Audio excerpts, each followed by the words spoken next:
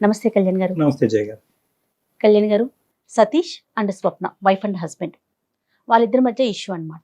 నేనైతే డీటెయిల్డ్గా చదివాను. అతని నెంబర్ ఇచ్చాడు. ఇంకా లేట్ చేయకుండా కాల్ చేసేస్తానండి. ఒకసారి మీతోనే డైరెక్ట్గా మాట్లాడతాడు. ఈ మధ్యకాలంలో మనం ఇష్యూస్ కూడా ఎక్కువగా వైఫ్ అండ్ హస్బెండ్ మధ్య చూస్తూ ఉన్నాం కదా కళ్యాణ్ గారు. మాక్సిమం చాలా వరకు నేను అడ్వకేట్స్తో వాళ్ళతో ఇంటర్వ్యూస్ చేస్తూ ఉంటాను కదా, చిన్న చిన్న విషయాలకి పెట్టి ఇష్యూస్ అంతే. సతీష్ గారండి మాట్లాడేది? నమస్తే అండి, నేను అందమైన జీవితం ప్రోగ్రామ్ నుంచి మాట్లాడుతున్నాను. నమస్తే సతీష్ గారు. నమస్తే అండి. మీ మెయిల్ చూశానండి, నేను డాక్టర్ గారు ముందుంచాను ఈరోజు ఎపిసోడ్లో. అయితే డాక్టర్ కళ్యాణ్ చక్రవర్తి గారు కూడా మీతో మాట్లాడతారు. ఒకసారి జస్ట్ మినిట్ అండి, డాక్టర్ గారితో మాట్లాడండి. సతీష్ నమస్తే నాన్న.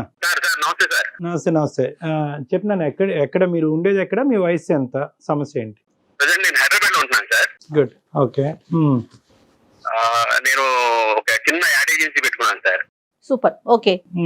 ఒక చిన్న సమస్య ఏంటంటే సార్, అంటే ఎప్పుడు చూడటమే తప్ప ఫస్ట్ టైం నా సమస్య కూడా మీ దగ్గరికి వస్తుందని చెప్పి నేను ఏదైతే కల్లో కూడా అనుకోలేదు సార్. కాకపోతే పరిస్థితులు అలా అయినాయి సార్.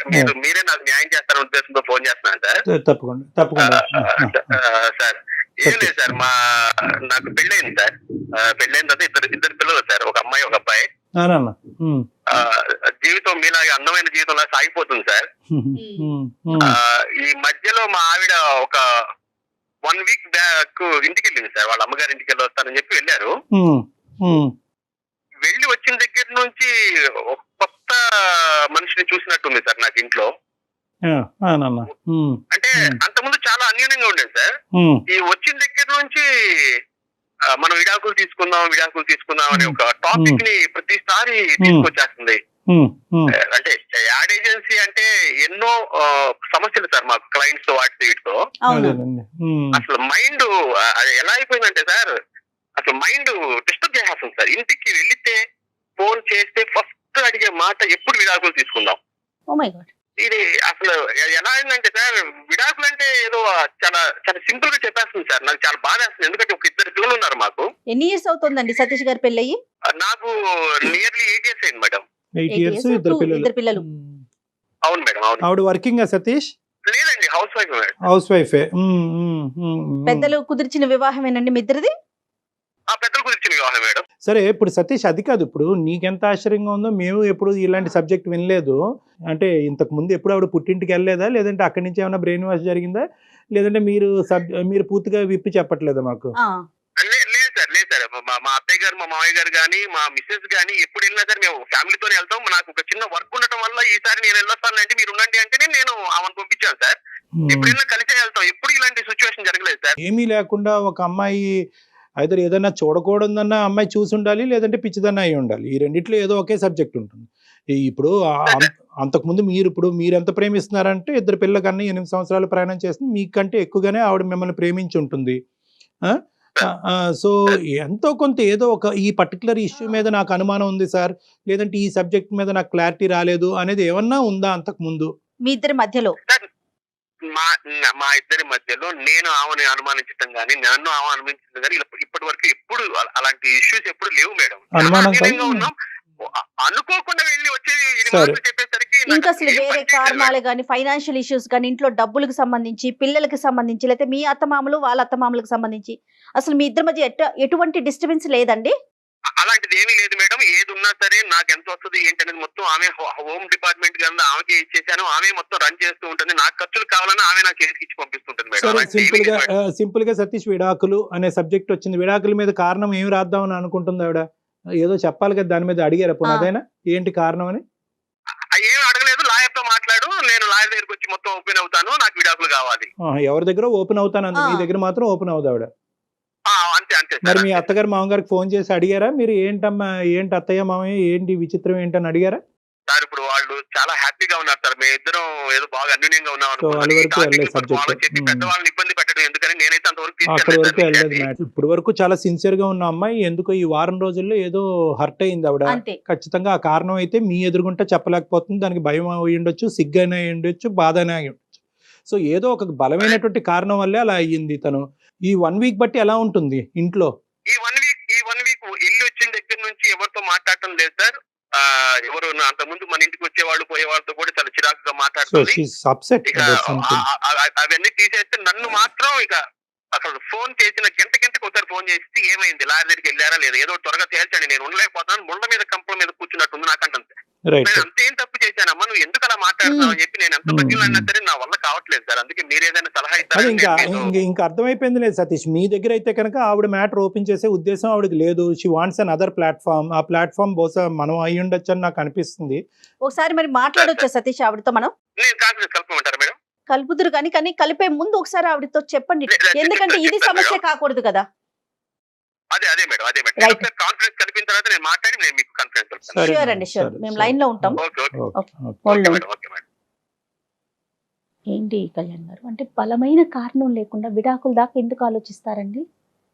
కారణం అయితే ఉండుంటది మేడం. ఆ. ఓన్లీ థింగ్ ఏంటంటే ఆ కారణం ఇతను ఓపెన్ అవ్వలేకపోతున్నాడు, అది నేను అన్నాను గెస్ట్ కదా. వెళ్ళిపోతున్నాడు అంటారా? భయం వల్ల అయినా అయి ఉండొచ్చు, బాధ వల్ల అయినా అయి ఉండొచ్చు, సిగ్గుపడటం వల్ల అయినా అయి ఉండొచ్చు. ఎవరు అమ్మాయి ఆ అమ్మాయి భయపడ్డారా? ఆబ్వియస్లీ భర్త అంటే భయం అయి ఉండొచ్చు, చెప్పుకోవటానికి బాధ అయి ఉండొచ్చు, చెప్పుకోవటానికి తలెత్తుకోలేనటువంటి సమస్య అయి ఉండొచ్చు. आप जिस व्यक्ति से बात कर रहे हैं उसने आपकी कॉल को होल्ड पर रखा। హలో స్వప్న, చెప్పు. అదే మామూలుగా చేసాను. ఎలా ఉన్నావు? ఇంట్లోనే ఉన్నావా? ఇంట్లోనే ఉన్నాను, చెప్పు. ఏం లేదు స్వప్న, నాకు తెలిసిన ఒక డాక్టర్ గారు ఉంటేనే నేను డాక్టర్ గారి దగ్గరికి వచ్చాను. మన సమస్య వరకు చెప్పాను ఇట్లా సంగతి అని. ఒకసారి నీతో కూడా ఒకసారి మాట్లాడతానన్నారు. ఏం డాక్టరు? సైకాట్రిస్ట్ అనమాట. చిన్న చిన్న మన సంబంధించి ఏదైనా ఉన్నా సరే ఆయనతో డిస్కస్ చేస్తా ఉంటాను పర్సనల్ గా కూడా. ఎందుకు ఇప్పుడు? లేదురా, నువ్వేమో కదిలితే విడాకులు అంటావు. మరి ఇద్దరు ఎంత అన్యూనంగా ఉన్నావో నీకు కూడా తెలుసు. నువ్వు ఈ టైంలో నువ్వు నాకు విడాకులు అనేసరికి నాకేం అర్థం కాదు. ఎందుకంటే నువ్వు లేకుండా నేను జీవితం అనేది నాకు బ్లాంక్ గా కనిపిస్తుంది. ఇప్పుడు అదంతా కాదు. ఎవరున్నారు ఇప్పుడు? స్వప్న గారు ఒక్క నిమిషం అండి, నేను సుమన్ టీవీ నుంచి జయాని మాట్లాడుతున్నాను. నాతో పాటు డాక్టర్ కళ్యాణ్ చక్రవర్తి గారు, సైకియాట్రిస్ట్ డాక్టర్ ఉన్నారండి. అతను పూర్తిగా చెప్పడానికి భయపడుతున్నారో మొహమాటం పడుతున్నారో తెలియదమ్మా. స్వప్న సారీ ఇటువంటి పరిస్థితిలో మీతో మాట్లాడటానికి. కానీ అతను ఏంటంటే ఒక సందిగ్ధ పరిస్థితిలో ఉన్నారు. ఒక సమస్యకి పరిష్కారం గురించి కోరుకుంటూ మనకు చేశారు. మేమేమన్నా హెల్ప్ చేయొచ్చు అనే ఉద్దేశంతో మీ పర్మిషన్ తీసుకున్న తర్వాతే మీతో మాట్లాడమని స్పష్టంగా చెప్పాము. మీకు ఇష్టం లేకుండా అసలు మాట్లాడే ఉద్దేశం మాకు లేదు. ఈ మధ్యకాలంలో వారం రోజులు బట్టి మీరు ఒక నిరాశకు గురయ్యి ఈ బంధమే వద్దు అనుకుని విడాకుల గురించి కోరుకుంటున్నారంట. దానికి కారణం ఏంటో అతనికి అర్థం కాక అతను డిప్రెషన్లోకి వెళ్ళి మాకు చేశాడు. సరే ఉండయ్యా, ఆవిడతో మాట్లాడదామని మేము చెప్పాము. If it is okay with you will talk with you. లేదండి మేడం, కారణం ఏం లేదు సార్. కారణం ఏం లేదు. నాకు విడాకులు కావాలి, తన దగ్గర నుంచి విడాకులు కావాలని నేను కోరుకున్నాను. స్వప్న, నువ్వు మాట్లాడేది ఎలా ఉందో తెలుసా? కారణం లేకుండా ఎవరైనా విడాకులు తీసుకుంటారా? ఎక్కడ చూసావా?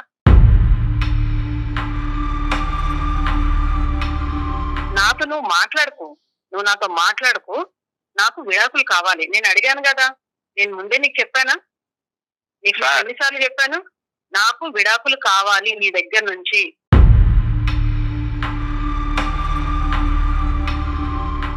సార్ డాక్టర్ గారు, సార్ చెప్పండి. సతీష్, విడాకులు చాక్లెట్లు లాగా విడాకులు ఒక్క నిమిషం నాయన తమ్ముడు ఒక్క నిమిషం టైం ఆవిడని మాట్లాడిని అయ్యా. ఆవిడ స్వప్న దేనికన్నా ఒక కారణం ఉంటది కదమ్మా. ఇంత పెద్ద నిర్ణయం తీసుకుని ఇద్దరు పిల్లలు కన్నా తర్వాత ఇంత పెద్ద నిర్ణయం తీసుకోవడానికి ఒక కారణం అయితే ఉండాలి కదమ్మా. బలమైన కారణమే ఉండుంటుంది స్వప్న, చెప్పండి మీరు. అంటే నేను అవన్నీ ఇప్పుడు చెప్పలేనండి.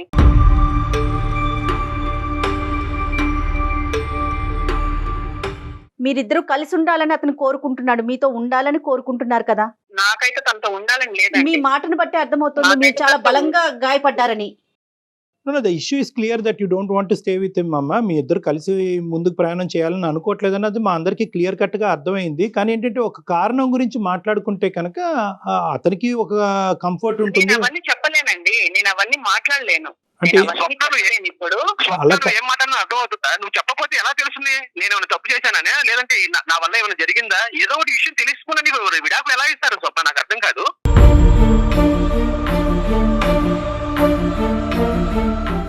అక్కడ డాక్టర్ గారు ఉన్నారు, మనకంటే పెద్దవాళ్ళు. నేను ఏదో సమస్యను కొరకు చెప్తే కనుక వాళ్ళు ఏదో ఒకటి మన సొల్యూషన్ ఇస్తారని నేను ఇక్కడ వరకు తీసుకొస్తే నువ్వు చెప్పనంటే చెప్పకపోతే ఏంటి? అట్లా కాదు స్వప్న గారు, ముద్ర మీరేసేసుకుంటున్నారు ముందే. అట్లా కాదు సతీష్, అట్లా కాదు. అలాగే ఉంది సార్. ఇప్పుడు ఎవరైనా సరే ఏమనుకుంటారు సార్? ఉన్నట్టుండి పెళ్ళం విడాకులు ఇచ్చి వెళ్ళిపోతుందంటే ఏమనుకుంటారు సార్? ఇప్పుడు మీరైనా సరే అదే అనుకుంటారు, ఏం చేశాడో వీడు అని చెప్పి.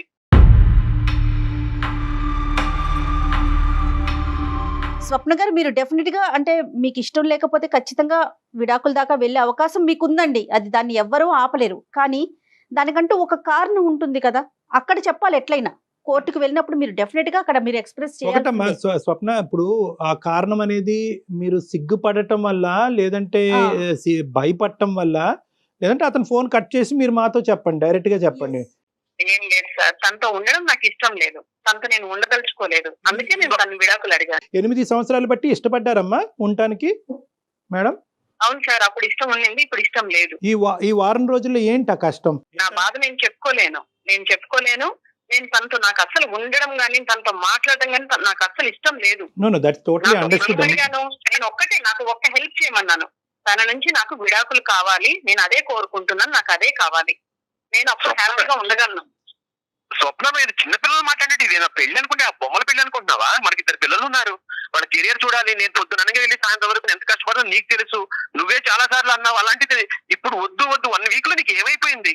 కారణం చెప్పటం వల్ల నీ కారణం సిగ్నిఫికెంటో ఇన్సిగ్నిఫికెంటో అని తీసి పక్కన పెట్టేసి మీరు విడిపోవటానికి వీలు లేదని చెప్పే హక్కు ఉద్దేశం మాకు లేదు. మేము కారణం అనేది ఎందుకు చెప్తున్నాం అంటే కనుక ఈ కారణం ఈ రోజు కాకపోయినా రేపైనా చెప్పాల్సినటువంటి కారణం. సో అట్లీస్ట్ ఒక కారణం గురించి మాట్లాడుకుంటే కనుక అతనిలో ఉండే ఈ మెంటల్ టెన్షన్ క్లియర్ అయ్యి ఎందుకు ఎందుకు ఎందుకు అనేటటువంటి పరిస్థితి ఎక్కడైనా మనం ఒక ఫుల్ స్టాప్ పెట్టచ్చు కదమ్మా. ఒకసారి ఆలోచించు. కదా, చెప్పమ్మా, చెప్పండి ప్లీజ్. మీరు అడుగుతున్నారు కదా, నేను చెప్తాను. ఇప్పుడు తను అట్లా మాట్లాడుతున్నాడు ఏమని, నాకు చాలా బాధగా ఉంది, వారం నుంచి నాకు నరకంగా ఉంది, మంచిగా ఉన్న లైఫ్ ఇలా అయిపోయింది అనేసి అంత మాటలు మాట్లాడుతున్నాడు. అవునండి, నాకైతే అండి వారం నుంచి నేను నరకాన్ని అనుభవిస్తున్నాను. నాకు ఇంకా అదంతా నాకు ఎందుకు, నేను ఎవరికి చెప్పుకోలేదు ఈ బాధ, నేను ఎవరికి చెప్పుకోదలుచుకోలేదు. ఇంకా నాకు ఎందుకు అసలు నేను ఎందుకు ఈ బాధ అనేసి నేను తనతోటి విడాకులు తీసుకుంటేనే నాకు బాగుంటుందనేసి నేను తనని అడగడం జరిగింది. ఇదంతా ఏంటమ్మా స్వప్న, చెప్పమ్మా, చెప్తే నీకు కూడా కొద్దిగా రిలీఫ్ ఉంటుంది. లేదండి, మా ఇంటి ఎదురుగా ఒక ఆవిడ ఉంటుంది, నా ఫ్రెండ్. ఆమె చాలా క్లోజ్ అయింది అనమాట నాకు. ఇంకా ఆమె రోజు మా ఇంటికి రావడము, తర్వాత ఆమె ఏం చేసినా సరే మా ఇంటికి తీసుకురావడము, మా ఇంట్లో ఏం చేసినా తీసుకెళ్లడము, ఇలా బాగా చాలా క్లోజ్ గా ఉండే వాళ్ళం ఇద్దరం. చాలా క్లోజ్ గా ఉన్నప్పుడు ఇంకా ఎట్లా అంటే ఇంకా వాళ్ళ ఇంట్లో విషయాలు, వాళ్ళ అత్త మామల గురించి, వాళ్ళ హస్బెండ్ గురించి ప్రతి ఒక్కటి చెప్పి ఎప్పుడు ఆమె ఇంకా గంటలు మా ఇంట్లోనే ఉండేది. అయితే నేను కూడా ఇంకా ఆమెకి చాలా క్లోజ్ గా ఉండిపోయాను, బాగా చాలా క్లోజ్ అయిపోయాను. ఎంత క్లోజ్ అయ్యామంటే ఇంకా పర్సనల్ విషయాలు కూడా కొన్ని బాగా షేర్ చేసుకుంటున్నాం ఇంకా ఇద్దరం. అయితే ఎప్పుడు ఈయన ఆఫీస్ కి వెళ్ళిపోగానే ఆమె వచ్చేది అనమాట, మా ఇంటికి వెంటనే వచ్చేసేది. అలాంటిది ఒక రోజు ఈయన ఆఫీస్ కి వెళ్ళక ముందే ఒక రోజు వచ్చింది. ఏంటబ్బా అప్పుడే వచ్చేసింది ఈవిడ, ఈయన ఆఫీస్ కూడా వెళ్ళలేదా, సరేలే అనేసి అనుకొని ఇంకా మాట్లాడుకుంటుంటే ఈయన ఆఫీస్ కి వెళ్తూ నాకు వెళ్ళొస్తానని చెప్పి పక్క నుండి ఆవిడకి కూడా వెళ్ళొస్తానని చెప్పాడు. ఏంటి అని ఏమకెందుకు చెప్పాడు అనేసి నేను మనసులో అనుకున్నాను. అట్లా కాదు డాక్టర్ గారు, ఇది ఏమన్నా పెద్ద ఇష్యూ సార్? ఇప్పుడు పక్కన ఉన్నప్పుడు ఎవరైనా సరే, ఇప్పుడు ఉంది ఆమెతో పాటు పక్కన ఉన్నప్పుడు మాకు తెలిసినా తెలియపోయినా వెళ్ళొస్తామంటే ఒక మాట అంటారు కదండి. సతీష్ ఆగండి, అవును మాట్లాడివ్వండి ప్లీజ్, చెప్పండి స్వప్న. ఇలానే 2వ రోజు 3వ రోజు ఇంకా ఆమె వచ్చినప్పుడు అంతా ఈయన వెళ్ళేటప్పుడు ఆమెకి చెప్తూనే వెళ్తున్నాడు, నాకు చెప్పడం, పక్కన ఆమెకి చెప్పడం, ఇంకా ఆమెకి చెప్పుకుంటూ అట్లా వెళ్తున్నారు. అయితే ఇంకా నాకు ఎంత కోపం వచ్చిందంటే ఒక రోజు నేను గట్టిగా అడిగాను, అదేంటి ఆమెకి ఎందుకు చెప్పడం, నువ్వు వెళ్తున్నావు ఆఫీస్ కి వెళ్ళేటప్పుడు ఆమెకి ఎందుకు చెప్తున్నావు నువ్వు అనేసి అంటే, చెప్పే అంటే పక్కన ఉన్న ఆమెకి చెప్తే తప్పేంటి అనేసి అంటున్నాడు. ఇంకా ఒకవేళ నేనే ఏమైనా తప్పుగా ఆలోచిస్తున్నానా, నాదేమైనా తప్పు ఉందా, నేనే ఏదైనా వీళ్ళ గురించి నేను తప్పుగా ఎక్కువగా ఆలోచిస్తున్నానని నేను ఇట్లే అనుకున్నాను. సార్ ఏమన్నా ఎంత ఫూలిష్ అండి ఇది. అంటే ఇప్పుడు మనిషి కనబడినప్పుడు నేను విష్ చేయ సార్, అలాంటప్పుడు ఎందుకు సార్ పక్కన పెట్టుకొని మీ ఇద్దరు మూడు వెళ్ళాలో, మీ ఇద్దరు ఆఫీస్కి వెళ్ళేటప్పుడు ఎవరైనా సరే ఏం కోరుకుంటాడు, అది దగ్గరుండి మనకి లంచ్ బాక్స్ మనకి ఇచ్చి పంపిస్తే ఎంతో హ్యాపీగా ఫీల్ అవుతాం. అంతకుముందు అలాగే ఉంది. ఈమె ఎవరో వచ్చిందని చెప్పి ఆమె నువ్వు ఎందుకు పక్కన నుంచి పెట్టుకోవాలి స్వప్న, నాకు అర్థం కాదు. ఆగు అక్కడికే వస్తున్నా, నిన్ను నువ్వు బాగానే సమర్థించుకుంటూ మాట్లాడుతున్నావు కాదు. ఇప్పుడు ఈ విషయం బాగా సమర్థించుకుంటూ అసలు నీది తప్పే లేనట్లుగా మాట్లాడుతున్నావు తెలుసా. నాదైతే 100% తప్పలేదు, చెప్పు. ఈయన ఉండగానే ఆమె వస్తోంది రోజు ఇట్లే నేను గమనించాను. వీక్లీ నేను మార్కెట్ కి వెళ్తానండి. బుధవారం మార్కెట్ కి వెళ్తాను. అయితే నేను ఇంటికి తాళం పెట్టుకొని నేను మార్కెట్ కి వెళ్ళి తిరిగి వచ్చేసరికి ఇంటికి తాళం తీసుంది. అయితే అదేంటబ్బా ఇంటికి తాళం తీసుంది అనేసి నేను డోర్ కొట్టాను. ఈయన వచ్చి డోర్ తీశారు. తీసిన తర్వాత ఏంటంటే ఆఫీస్కి వెళ్ళారు కదా, ఎందుకు వచ్చేసారు అని అడిగితే, తలనొప్పిగా ఉంది, కొంచెం కళ్ళు తిరుగుతోంది, బాగాలేదు అసలు అంటే, అయ్యో ఏమైందో మనిషికి అనేసి నేను ఉండండి మజ్జిగ కలిపి తీసుకొస్తాననేసి నేను వంటగదిలోకి వెళ్ళాను. వంటగదిలోకి వెళ్ళి నేను కలిపి తీసుకొస్తుంటే హాల్లో నుంచి ఎవరో పరిగెత్తుకుంటూ వెళ్ళడం నేను విన్నాను. చిన్న గడ్డి చప్పుడు నాకు వినిపించింది. ఎవరనేసి నేను స్పీడ్ గా వచ్చి నేను డోర్ తీయంగానే మా ఎదురింటి ఆవిడే స్టెప్స్ చాలా స్పీడ్ గా దిగుతున్నాను. చీర నాకు కనిపించింది. ఏంటి అసలు ఏం జరుగుతోంది నా వెనకాల, లేకపోతే నేనే ఏమైనా ఎక్కువగా ఆలోచిస్తున్నానా, అసలు ఏందనేసి 2 రోజులు నాకు పిచ్చెక్కినట్లు అయిపోయి అసలు ఏం జరుగుతుందో తెలుసుకోవాలనుకున్నానండి నేను. అందుకే నేను ఊరు వెళ్తున్నాననేసి నేను ఊరికి వెళ్ళాను. వెళ్లే ముందు ఏం చేశాను, తెలిసిన వాళ్ళ దగ్గర నేను ఒక స్పై క్యామ్ తెప్పించాను.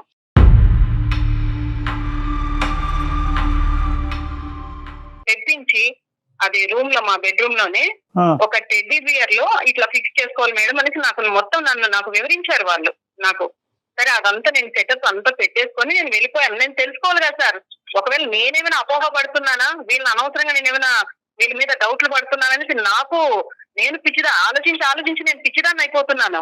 ఊరు వెళ్ళిపోయిన తర్వాత 1 వీక్ ఉన్నాను. పిల్లల్ని కూడా నేను తీసుకెళ్లిపోయి 1 వీక్ ఉండి నేను తిరిగి వచ్చాను. అయితే పిల్లల్ని నేను స్కూల్కి పంపించేసి ఈయన వెళ్ళిపోయిన తర్వాత నేను చూశానండి. నిజంగా అండి మీరు నమ్మరు సార్, అసలు నేను ఎందుకు బ్రతుకున్నానా అనిపించింది. నా గుండెలు పగిలిపోయినాయి సార్. అసలు నేను కంప్లీట్ గా కూడా చూడలేదు. అసలు ఒక 2 నిమిషాలు చూశాను. దాన్ని చూసి తట్టుకోలేక వారం నుంచి సార్ నేను కనీసం మంచినీళ్ళు కూడా ముట్టుకోకుండా తిండి తినకుండా ఏడుస్తున్నాను. చనిపోదాం అనుకున్నాను. అంత భయంకరమైన విషయాలు చూశాను సార్ దాంట్లో. ఆమెతోటి ఈయన ఉండడం నేను చూశాను. ఈయన మళ్ళీ ఇప్పుడు బుకాయిస్తున్నాడు. ఏంటి ఏం జరిగింది, ఊరికి వెళ్ళొచ్చావు, నన్ను విడాకులు అడుగుతున్నావు అని నన్ను బుకాయిస్తున్నాడు, అడుగుతున్నాడు. ఈయన ఎలాంటి తప్పు చేశాడంటే, నేనున్నాను కదా సార్, నేనున్నాను, పెళ్ళాన్ని ఉన్నాను, పిల్లలు ఉన్నారు, మాతో మేము ఇంత ప్రేమగా ఉంటాము, మాతో అసలు ఆయనకి ఈ మమ్మల్ని పెట్టుకొని అలాంటి తప్పుడు పనులు ఎలా చేయాలనిపించింది సార్. అసలు మనిషివా లేకపోతే రోడ్లో తిరిగే కుక్క అలాంటి పనులు చేసేది, నీతి తక్కువ పనులు చేసేది కుక్క చేస్తుంది అట్లా. సతీష్ కారణం చాలా ఇస్తున్నావు నువ్వు, నాకు తప్పే లేదనేసి మాట్లాడుతున్నావు నువ్వు. డాక్టర్ గారు అసలు నా ప్రైవసీ సార్, నాకు ఒక విషయం తెలియక అడుగుతాను. తీసుకొచ్చింది ఎక్కడో ఉన్నాడని నా లైఫ్ లోకి తీసుకొచ్చి ఇంట్లో 24 hours లేచిన దగ్గర నుంచి తెల్లారితే వచ్చి మా ఇంట్లోనే కూర్చోవటం, మా ఆవిడతో మాట్లాడితే ఆమెతో కూడా నవ్వుతాం, ఇలాంటివన్నీ చేసింది నన్ను దగ్గర చేసింది ఎవరు సార్? అయితే బెడ్రూమ్ లో తెచ్చేస్తాను. వస్తుంది సార్. 1 వీక్ వెళ్ళిపోయింది సార్. 1 వీక్ వెళ్ళిపోయినప్పుడు నాకు దగ్గర అయింది సార్. నేనేం చేయమంటారు? అంటే మాట చెప్పడానికి నీకు సిగ్గుగా అనిపించట్లేదు అసలు? నువ్వు ఏం మాట్లాడుతున్నా అర్థమవుతుందా? అసలు తీసుకొచ్చింది ఇంత దూరం తీసుకొచ్చిన విషయం నువ్వు ఒక ఫ్యామిలీలో ఉండేటప్పుడు అసలు తీసుకొచ్చి మన కుటుంబంలో తీసుకొచ్చి నువ్వు ఎందుకు వచ్చావు? అదే నేను గుమ్మంలో తీసుకొచ్చాను, నువ్వు బెడ్రూమ్ లో తీసుకెళ్ళావు. నేను నీ నుంచి బయటకు వెళ్ళిపోతున్నాను. అంతే కదా, మాట్లాడకు. నువ్వు కంప్లీట్ చేసి మళ్ళీ బుకాయిస్తున్నావు. నువ్వు నేను బుకాయించట్లేదు. నేను చేసినట్టు నాకు 100% నాకేం తప్పు అనిపించట్లేదు. ఎందుకంటావేమో ఆమె ఏ ఉద్దేశంతో ఇంటికి వస్తుందనేది నాకు తెలుస్తుంది, కానీ నీకెందుకు తెలియట్లేదు? సతీష్ ఒక్కసారండి, ఒక్క నిమిషం మేడం ఒక్క నిమిషం అండి. ఇప్పుడు వరకు ఏంటంటే మేము ప్రేమించుకున్నాము, మేము ఇంత ఇదిగా ఉన్నాం, అంత ఇదిగా ఉన్నాం, ఒక్క కారణం చెప్తే కనుక నా భార్యను వదిలి అయిపోయింది అంత గాలికి కలిసిపోయిందా? ఇప్పుడు ఒక స్పై కెమెరా ఇప్పుడు కూడా చెబుతున్నాను, నా పెళ్ళం అంటే నాకు ఇష్టం సార్. నేను దాని మాత్రం వదిలిపెట్టే పరిస్థితి లేదు. దాని మాత్రం నేను 100% మీకు కూడా చెబుతున్నాను. మేడం నేను ఒకటే నేను చెప్తున్నాను మేడం, మీరు ఇప్పుడు ఏమో చెప్పేదాన్ని బట్టి ఎప్పుడైనా సరే మేడం, సమాజంలో మగవాడికి ఉన్న కంటే కూడా ఆడవాళ్ళకి ఎక్కువ అవకాశాలు ఉన్నాయి. వాళ్ళు చెప్పిందే నమ్ముతారు. నాకు స్పై క్యాంప్ పెట్టి పెట్టింది మేడం, రేపు ఇంకొకటి అనుమానం ఇంకా ఏదైనా చేస్తారు వీళ్ళు. మీరు నాకు అర్థం కాదు ఆ పాయింట్ ఎందుకు మాట్లాడరు? నువ్వు మాట్లాడకు. నువ్వు ఇంత పెద్ద తప్పు చేసి కూడా నా దగ్గర నీ వీడియో స్ట్రాంగ్ ఎవిడెన్స్ ఉంది. నా దగ్గర స్ట్రాంగ్ ఎవిడెన్స్ ఉంది. తప్పు చేయడానికి స్ట్రాంగ్ ఎవిడెన్స్ ఉంది. అయినప్పటికీ కూడా మీరు బుకాయించి ఎంత దబాయించి టాపిక్ డైవర్ట్ చేస్తున్నాడు మాట్లాడుతున్నారంటే తప్పు చేసింది ఉన్నాయో నీకు తెలీదా? ఎక్కడి నుంచి ఎక్కడి వరకు చీరలు కట్టుకొచ్చి ఎలా నన్ను టెంప్ట్ చేస్తుంది ప్రతి ఒక్క మొగడు, నాకే కాదు ఎవరికైనా సరే, ముసలాడికైనా సరే అనిపిస్తుంది, నన్ను తీసుకెళ్లాలనిపించింది అంతే. సార్ వింటున్నారా సో మీరు? ఇంకా నీ భార్య ఎలా అనేటటువంటి ఆవిడ మాట్లాడుతున్నారు మీరు వింటున్నారా? బాబు మీ భార్య అనేటటువంటి ఆవిడ ఎవరితోనో దగ్గరగా మాట్లాడితే నువ్వు ఆ హాల్లో కూర్చుంటే మీ భార్య లేనప్పుడు నువ్వు బెడ్రూమ్ లోకి తీసుకొస్తావు అంతేనా?